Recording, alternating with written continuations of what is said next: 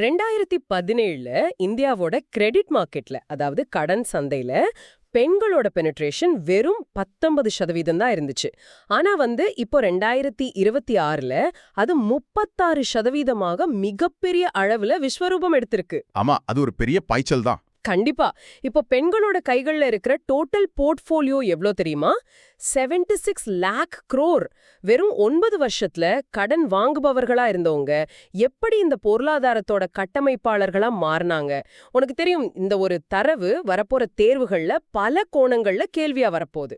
எந்த முன்னுரையும் இல்லாம நேரடியாக ஏப்ரல் 11, 2026க்கான daily current affairs command center தரவுகளை நம்ம ஆழமா விவாதிக்க தொடங்கலாம். எக்ஸாக்ட்லி. இது யூபிஎஸ்சி பேங்கிங் அண்ட் எஸ்எஸ்சி தேர்வுகளுக்கு தயாராகிற உனக்கான கம்ப்ளீட் எக்ஸாம் ஓரியன்டட் 360 கவரேஜ்.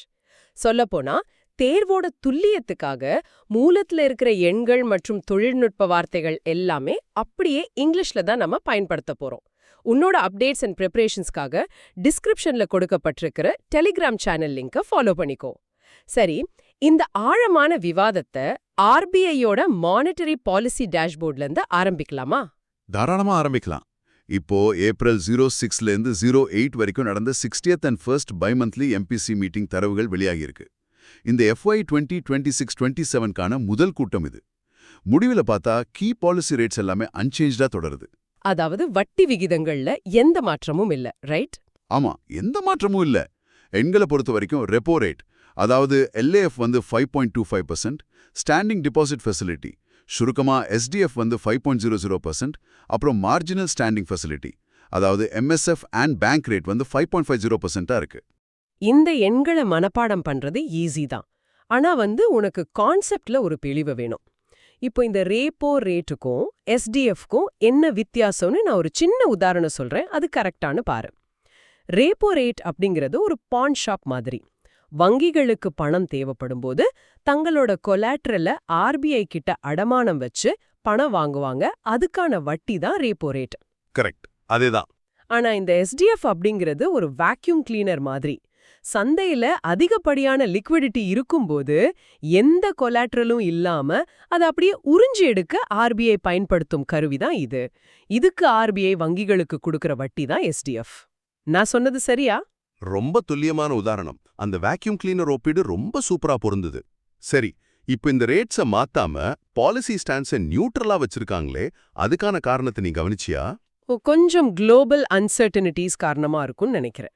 ஆமா, நாம உள்நாட்டுல எவ்வளவு வலிமையா இருந்தாலும் global uncertainties and West Asia conflict supply chain டிஸ்ரப்ஷன்ஸை உருவாக்கியிருக்கு. அது மட்டும் இல்லாம ரைசிங் க்ரூட் ஆயில் பிரைசஸ் நம்மளோட இறக்குமதி செலவை அதிகமாக்குது. இது கண்டிப்பா ருபி டிப்ரீசியேஷனுக்கு வழிவோக்கும்.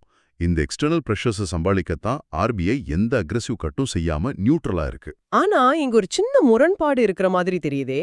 இப்போ projections and forecast for FY 27 பார்த்தா GDP growth முந்தைய 7.4%ல இருந்து 6.9%-ஆ குறைச்சிருக்காங்க. அதாவது -50 BPS டவுன்கிரேட். UPSC கோணத்துல பார்த்தா இது ஒரு மிகப்பெரிய சுணக்கத்தை கொண்டு வருமே. இதை ஈஸியா கடந்துட முடியுமா? நீ கேட்கறது ரொம்ப நியாயமான கேள்விதான். GDP வளர்ச்சி குறையறதோட கவலைக்குரிய விஷயம்தான். ஆனா ஒரு சென்ட்ரல் பேங்கோட பிரைமரி மேண்டேட் என்ன? பணவீக்கத்தை கட்டுப்படுத்துறது தான். இப்போ CBI இன்ஃப்ளேஷன் 4.6%-ஆ இருக்கு. அதாவது அந்த +or-2% டாலரன்ஸ் பேண்டுக்குள்ள இருக்கு. எக்ஸாக்ட்லி, அந்த +or-2% டாலரன்ஸ் பேண்டுக்குள்ள ரொம்ப பாதுகாப்பாவே இருக்கு. அது மட்டும் இல்லாம கோர் இன்ஃப்ளேஷன் 4.4%-ஆ இருக்கு.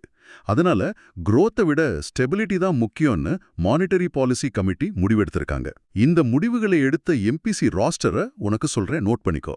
இதோட சேர்பர்சன் சஞ்சய் மால்ஹோத்ரா. உறுப்பினர்கள் யாரெல்லாம்னா டாக்டர் நாகேஷ்குமார், சௌகதா பட்டாச்சாரியா, ப்ராஃப் ராம்சிங், டாக்டர் பூனம் குப்தா, அப்புறம் இந்திரனில் பட்டாச்சாரியா. சூப்பர். இப்போ பணத்தோட மதிப்பை பாதுகாக்கிறத பத்தி பேசணும். அப்படியே அந்த பணத்தையே பாதுகாக்கிற ஃபைனான்ஷியல் இன்டெகிரிட்டி நெட்வொர்க்ஸ் பத்தி பார்ப்போம். இப்போ FIUIND அண்ட் I4C நடுல ஒரு லேண்ட்மார்க் MOU கையெழுத்தாகியிருக்கு. இதோட நோக்கம் காம்பேட் சைபர் ஃப்ராட்ஸ் அப்புறம் ப்ரொடெக்ட் டிஜிட்டல் பேமெண்ட்ஸ். ஆமா, இது ஹோல் ஆஃப் கவர்மெண்ட் அணுகுமுறையோட ஆசெட் ரிகவரியை ஆதரிக்கிற ஒரு விஷயம். டிஜிட்டல் மோசடிகள் அதிகமாயிட்டு வர இந்த நேரத்துல இது ரொம்ப முக்கியம். இது ஆக்சுவலா எப்படி செயல்படும்? இதோட மெக்கானிசம் ரொம்ப இன்ட்ரெஸ்டிங்கா இருக்கும். இப்போ டைரக்டர் ஆஃப் FIUIND அமித் மோகன் கோவில், அப்புறம் CEO of I4C Rajesh Kumar, இவங்க 2 பேரும் கையெழுத்திட்ட அந்த ஒப்பந்தம் வந்து ஃபைனான்ஷியல் இன்ஸ்டிடியூஷன்ஸ்க்காக ரெட் ஃபிளாக் இண்டிகேட்டர்ஸை உருவாக்குது. ஒரு சின்ன உதாரணம் சொல்றேன்.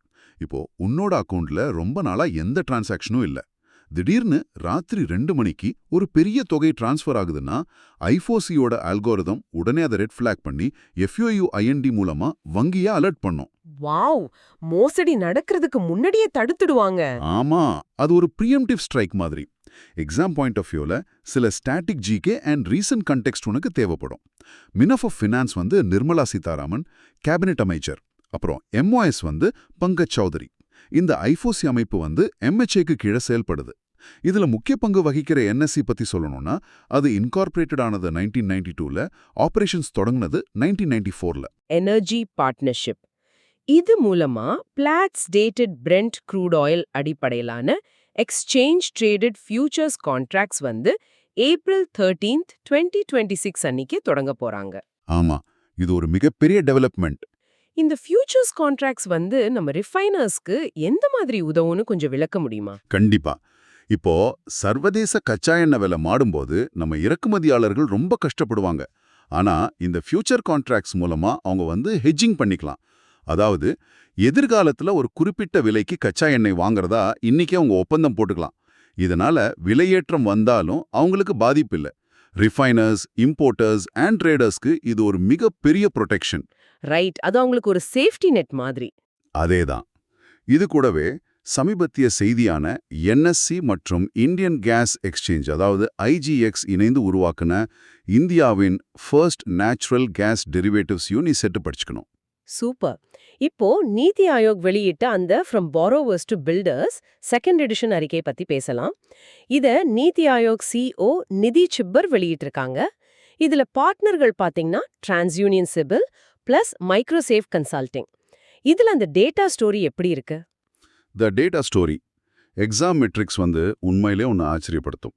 2017ல் 19% இருந்த பெனிட்ரேஷன் இப்போ 2025ல் 36% உயர்ந்திருக்கு. டோட்டல் போர்ட்ஃபோலியோ வந்து 76 lakh crore. இது டோட்டல் சிஸ்டம் கிரெடிட்ல 26% இருக்கு. 26%னா 4ல் 1 பங்கு பெண்களோட கையில இருக்கு. ஆமா, இப்போதைக்கு 16 crore credit active women borrowers இருக்காங்க. இது போக இன்னும் 45 crore கிரெடிட் எலிஜிபிள் உமன் இருக்காங்க. 2017ல இருந்து பார்த்தா இது 4.8x growth, அப்புறம் 9% CAGR. இந்த எண்கள் வெறும் வளர்ச்சியை காட்டல, பெண்களோட ஆதிக்கத்தை காட்டுது. பெண்கள் இப்படி பொருளாதாரத்தை கட்டமைக்கும் போது அரசாங்கம் வந்து உள்கட்டமைத்தை எப்படி மேம்படுத்துதுன்னு பார்க்கலாம். யூனியன் கேபினெட் மேஜர் அப்ரூவல் சில வந்திருக்கு.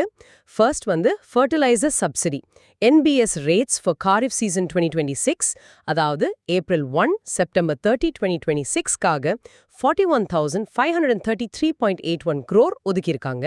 ஆமா, விவசாயத்துக்கு இது ரொம்ப அத்தியாவசியமான ஒண்ணு. ரெண்டாவது வந்து public transport. Jaipur metro phase 2க்காக ஒப்புதல் கிடைச்சிருக்கு. இது 41 கிலோமீட்டர் காரிடார், அதாவது பிரலாத்புரா டு தோடி மோட் வரைக்கும். இதோட செலவு 13,037.66 crore. மூணாவது வந்து எனர்ஜி துறையில CCA கொடுத்த அப்ரூவல். HPCL ராஜஸ்தான் ரிஃபைனரி ப்ராஜெக்டோட செலவு 79,459 crore ஆக மாற்றியமைக்கப்பட்டிருக்கு. இதுல HPCL வந்து 8,962 crore கூடுதல் ஈக்விட்டி சேர்க்கறாங்க. இதனால டோட்டல் ஈக்விட்டி 19,600 crore ஆக வந்திருக்கு. ராஜஸ்தான் ரிஃபைனரி திட்டம் வந்து ரொம்ப முக்கியமானது. ராஜஸ்தான் ஸ்டாட்டிக் ஜிகேவை நீ நோட் பண்ணிக்கோ. அங்க CM பஜன்லால் சர்மா, கவர்ன் வந்து ஹரிபோ பகாடே இருக்காங்க. நேஷனல் பார்க்ஸ் லிஸ்ட்ல ரந்தம்பூர், சரிஸ்கா, கியோலதேவ், டெசர்ட் NP இதெல்லாம் இருக்கு. ஒரு சுற்றுலா மாநிலம் இப்படி ஒரு பெரிய ரிஃபைனரி மூலமா எனர்ஜி ஹப்பா மாறுறது ரொம்ப நல்ல விஷயம். கண்டிப்பா. இப்போ எலெக்ஷன் டைம்ல நடக்கிற ஒரு சுவாரஸ்யமான எலெக்ஷன் டெக் டிப்ளாய்மெண்ட்ஸ் பத்தி சொல்ல போறேன். புதுச்சேரியில இருக்கிற VOC கவர்மெண்ட் ஸ்கூல் பூத்ல அசெம்பிளி எலெக்ஷன்ஸ்க்காக ஒரு புது முயற்சியை எடுத்திருக்காங்க. அங்க நீலா ஹியூமனாய்டு ரோபோட்டை அறிமுகப்படுத்தியிருக்காங்க. வாவ், ரோபோட்டை எலெக்ஷன் பூத்ல வச்சிருக்காங்களா? இதை டெவலப் பண்ணது யாரு? இதை டெவலப் பண்ணது வந்து ரோபோ மிரர், கோயம்புத்தூர். சேல கட்டின இந்த ரோபோ வந்து தமிழ் அண்ட் இங்கிலீஷ்ல பேசுமாம். Youth, first time and elderly வோட்டர்ஸை ஈர்க்கிறது தான் இதோட முக்கிய இலக்கு. இது ரொம்பவே ஒரு புத்திசாலித்தனமான ஐடியா. சரி, இப்போ வடகிழக்கு மாநிலங்களான உள்கட்டமைப்புக்கு போலாம். அருணாச்சல் பிரதேஷ்ல இருக்கிற 40,175.33 கோடி மெகா ஹைட்ரோ ப்ராஜெக்ட்ஸ் பத்தி விவாதிப்போம். இதுல கலாய் 2 ஹைட்ரோ எலக்ட்ரிக் ப்ராஜெக்ட், அப்புறம் காமலா ஹைட்ரோ எலக்ட்ரிக் ப்ராஜெக்ட், இது ரெண்டையும் நாம ஒப்பிடணும். இந்த கலாய் 2 திட்டத்தோட கெப்பாசிட்டி என்னன்னு சொல்ல முடியுமா? கண்டிப்பா. கலாய் 2 வந்து 1200 மெகாவாட் இன்ஸ்டால்ட் கெப்பாசிட்டி கொண்டது. இதோட முதலீடு பார்த்தோன்னா 14,105.83 கோடி. இது அஞ்சாவ் டிஸ்ட்ரிக்ட்ல லோஹித் ரிவர் மேல அமைய போகுது. இதோட ஆனுவல் ஜெனரேஷன் வந்து 4852.95 MU ஆக இருக்கும். அப்போ அந்த காமலா திட்டம் இதை விட பெருசா இருக்குமே? ஆமா, காமலா திட்டம் வந்து 1720 மெகாவாட் திறன் கொண்டது. இதோட முதலீடு பார்த்தோன்னா 26,069.50 கோடி. இது வந்து காம்லே, கிராதாடி மற்றும் குருங்குமே டிஸ்ட்ரிக்ட்ஸ் முழுக்கவும் பரவி இருக்கு. இதோட ஆனுவல் ஜெனரேஷன் 6800 MU.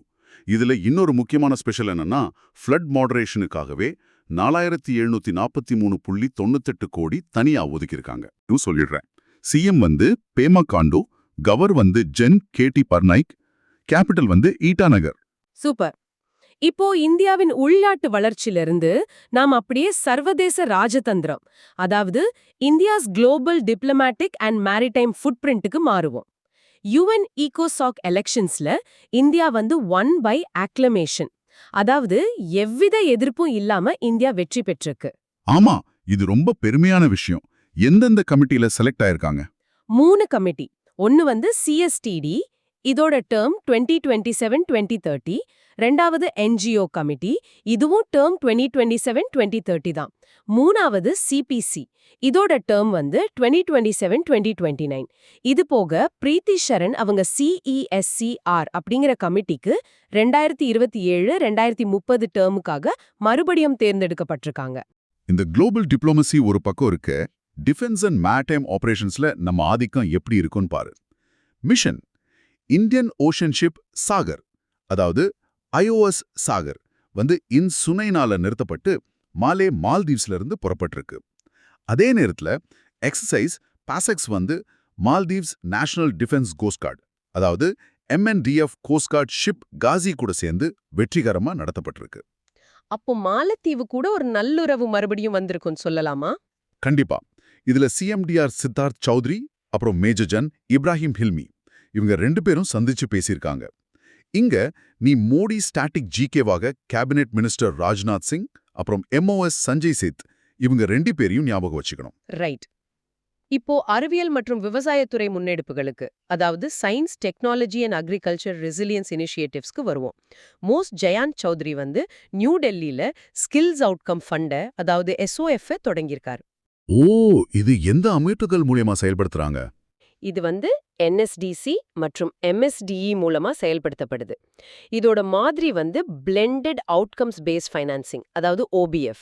இது வழக்கமான திறன் மேம்பாட்டு திட்டங்களை விட ரொம்ப வித்தியாசமானது. அவுட்கம் வந்தா மட்டும்தான் ஃபண்டிங் கிடைக்கும். இது ஒரு நல்ல சிஸ்டம் தான். அதே போல அறிவியல்ல பாத்தீங்கன்னா மாஸ் ஜிதேந்திர சிங் வந்து மிஷன் மௌசம் JNK இன்ஃப்ராஸ்ட்ரக்சரை அறிவிச்சிருக்கார். இதுல கிஷ்ட்வார்ல ஒரு சைஸ்மாலஜிக்கல் அப்சர்வேட்டரி, அப்புறம் டோடாவில் டாப்ளர் வெதர் ரேடார் அமைச்சிருக்காங்க. இது மட்டும் இல்லாம ODOP கீழ் அங்க காலா ஜீராவை ரொம்ப ஊக்குவிக்கிறாங்க. வானிலை ரொம்ப முக்கியம் விவசாயத்துக்கு. விவசாயம்னு சொல்லும்போது ICR special task force on agriculture, அதாவது STF அமைக்கப்பட்டிருக்கு. இதோட தலைவர் வந்து மேங்கிலால் ஜாத். ஆமா, அந்த மீரா காவ் மேரா கௌரவ் சுருக்கப்பா MGMG திட்டம் பத்தி கூட நியூஸ்ல வந்ததே. அதேதான். MNGS வந்து 100 ஆஸ்பிரேஷனல் டிஸ்ட்ஸ்ல செயல்படுத்தப்படுது. இதுல டைரக்ட் சீடிங் ஆஃப் ரைஸ், அதாவது DSR மூலமா 20-30% வாட்டர் சேமிக்கப்படுதுன்னு சொல்லிருக்காங்க. இது ரொம்ப பெரிய விஷயம். அப்புறம் ஸ்டாட்டிக் GK பாக்ஸ்ல நீ நோட் பண்ண வேண்டியது ICAR EST 1929. அடுத்ததா பிசினஸ் இண்டஸ்ட்ரி அண்ட் அக்ரிமெண்ட்ஸ் பாத்தீங்கன்னா ஜிதின் பிரசாதா வந்து அலுமினியம் பாரத் இனிஷியேட்டிவ் தொடங்கியிருக்காரு. இதோட கீ ஈவெண்டா அலுமினியம் பாரத் 2026 செப்டம்பர் 26, 29, 2026ல நடக்க போகுது. ஆனா இதை விட முக்கியமான 2 சர்வதேச MOUs இப்ப கையெழுத்தாகியிருக்கு. 2 MOUவா? அது என்னன்னு கொஞ்சம் டீடைலா சொல்லு. ஃபர்ஸ்ட் வந்து GAIL and Alpha gas LNG transport சம்பந்தமானது. கேல் இந்தியா லிமிடெட் அப்புறம் ஆல்ஃபா கேஸ் இணைச்சு எனர்ஜி ஃபிடெலிட்டி அப்படிங்கிற LNG கேரியரை ஒப்பந்தம் பண்ணியிருக்காங்க. இதோட கொள்ளளவு வந்து 1,74,000 cubic meters. ஓகே, ரெண்டாவது மோயும். ரெண்டாவது வந்து NTPC and EDF nuclear power collaboration. இது யூரோப்பியன் பிரஷரைஸ்ட் ரியாக்டர், அதாவது EPR டெக் சம்பந்தமான ஒப்பந்தம். NTPC கெப்பாசிட்டி டார்கெட்ஸ் பார்த்தீங்கன்னா கரண்ட் வந்து 89 ஜிகாவாட். ஆனா அவங்களோட 2032 டார்கெட் வந்து 149 ஜிகாவாட். 149 ஜிகாவாட் அப்படிங்கிறது ரொம்ப பெரிய target.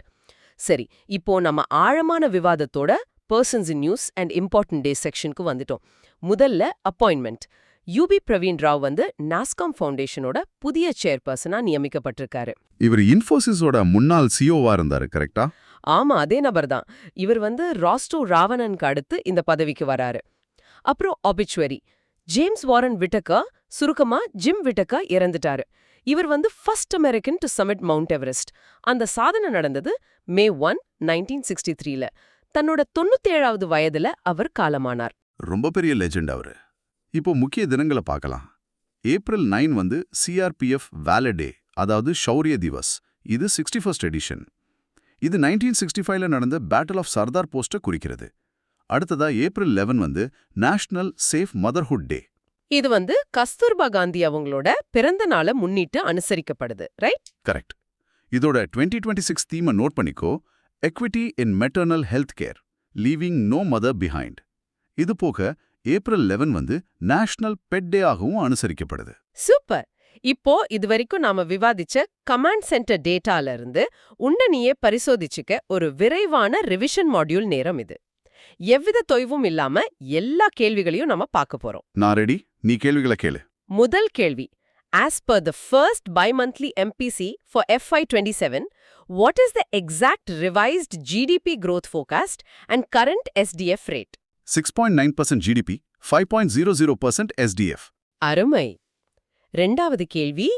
Which two central agencies signed a landmark MOU to create red flag indicators for cyber frauds? FIUIND and I4C. மூணாவது கேள்வி. The 26,690.50 crore Kamala hydroelectric project spans across which three districts of Arunachal Pradesh? Kamale, Khadadadi and Kurumkumei. நாலாவது கேள்வி. India was elected to the UN CSTD, NGO Committee and CPC. What are the exact term years for the CPC? 2027-2029. அஞ்சாவது கேள்வி. The Energy Fidelity LNG vessel has what specific cargo capacity? 174,000 cubic meters. கடைசி கேள்வி.